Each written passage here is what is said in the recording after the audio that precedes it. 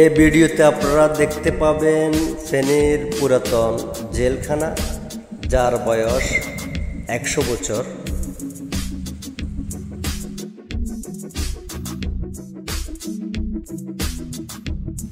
ফেনীর এই পুরাতন জেলখানা ফেনীর টাং রোডে অবস্থিত। বর্তমানে এই জেলখানাকে পরিত্যক্ত করা হয়েছে।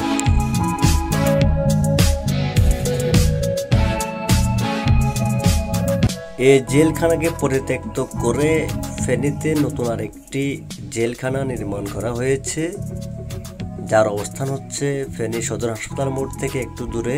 ফেনী সদর রানীরহাট অবস্থিত নতুন জেলখানা।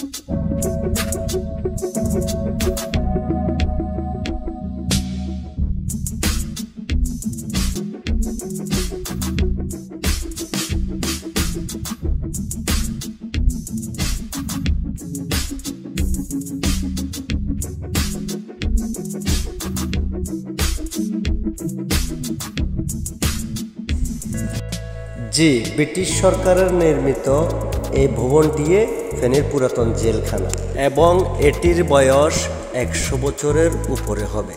ব্রিটিশরা যখন এই ভারতীয় উপমহাদেশ শাসন করেছিল, এই জেলখানাটি তখন নির্মিত করেছিল ব্রিটিশ সরকার।